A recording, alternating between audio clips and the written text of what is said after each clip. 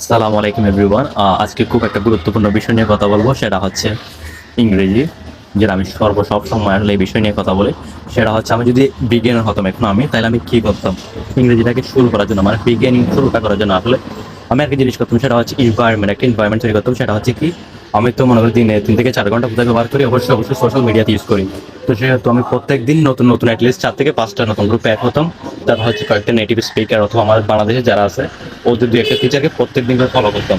Follow করলে কি হতো, আমি যখন এই সোশ্যাল মিডিয়ার মধ্যে যেতাম একটা না একটা পোস্ট অবশ্যই দেখতাম। সেটা হতে পারে ফটো অথবা ভিডিও আকারে, ঠিক আছে? যখন আমি এগুলো দেখতাম অ্যাটলিস্ট কমপক্ষে প্রথমে 1 থেকে 2টা শব্দ অবশ্যই আমার জানা হয়ে যেত এবং 2 থেকে 1টা সেন্টেন্স শেখা, এটা কোনো ব্যাপার না। 3 থেকে 4 ঘন্টা সময় যদি ব্যবহার করো, অবশ্যই একটা না একটা ভিডিও তুমি দেখবা, তোমার লিসেনিং যেটা আছে ওইটা আরো ইমপ্রুভ হবে। তারপর হচ্ছে গিয়ে তুমি যদি শিখতে চাও 2 একটা শব্দ অবশ্যই শেখা, এটা কোনো বড় ব্যাপার না। তারপর হচ্ছে গিয়ে কয়েকটা বই অর্ডার করতাম, যদি বলে এরকম বুঝতাম না, তারপর 2-1 পেজ, বেশি না 1 পেজ অথবা 2 পেজ যা যায়। তারপর হচ্ছে গিয়ে 1 পেজ অথবা 2 লাইন করে লিখতাম। মানে আমি যদি বিজ্ঞান হতাম এই কাজগুলো করতাম।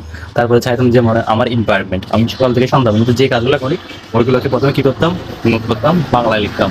বাংলা লেখার পরে কি করতাম, ট্রান্সলেট করে ইংরেজি যতটা আছে ওইটা বের করতাম। তারপর প্রত্যেক দিন আমি নিজে থেকে মানে কনসিয়াসলি বলতাম, সচেতন ভাবে, মানে কি কি করতেছি।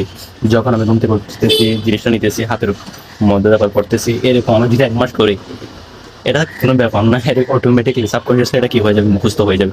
সো আমি আশা করি তোমরা যারা তোমরা আসলে শুরু করতে চাইতেছো তোমরাও পারবা, এটা কোনো বড় কিছু না। শুধু একটা জিনিস কনসিস্টেন্সিটা বজায় রাখবা। এর জন্য একদিনে 2 থেকে 3 ঘন্টা ইউজ করো প্রথম প্রথম, তাহলে তুমি হয়তো বা ডিসকানেক্টেড হয়ে যেতে পারো, মানে ছুটে যেতে পারো। তার প্রতিদিন কয়েকটা কাজ করে, সেটা হচ্ছে অ্যাটলিস্ট 10 মিনিট সময় দিবা, 10 থেকে 20 মিনিট। এটা যখন দিনের পর দিন যখন তুমি এটাতে অভ্যস্ত হয়ে যাবে, তখন তুমি অটোমেটিকলি সময়টা এমনি এমনি তুমি নিজে থেকে দিবা, তোমার ভালো লাগবে। কারণ তখন তুমি জানতেছো, বুঝতেছো। যখন আমরা কোনো কিছু বুঝি আসলে, তখন ওই জিনিসটা করা এবং আর করতে আসলে অনুপ্রাণিত হয়। কি জন্য? কারণ আমরা ওই জিনিসটা এখন বুঝতেছি, এই জন্য। তো আমি তোমাদেরকে একটা রিকোয়েস্ট করবো, অ্যাটলিস্ট নিজে এনভায়রনমেন্ট যেটা আছে ওটাকে ঠিক করো, তাহলে দেখবা অবশ্যই তুমি নিজে থেকে সাবকনশিয়াসলি এটা হয়ে যাবে। কয়েক মাস ব্যবহার করলে 6 মাস অটোমেটিকলি তুমি স্পিকিং ফ্লুয়েন্টলি অবশ্যই স্পিকিং করতে পারবা। 1 সপ্তাহ পরে তুমি চাইলে 5 মিনিট করে স্পিকিংটা প্র্যাকটিস করতে পারো।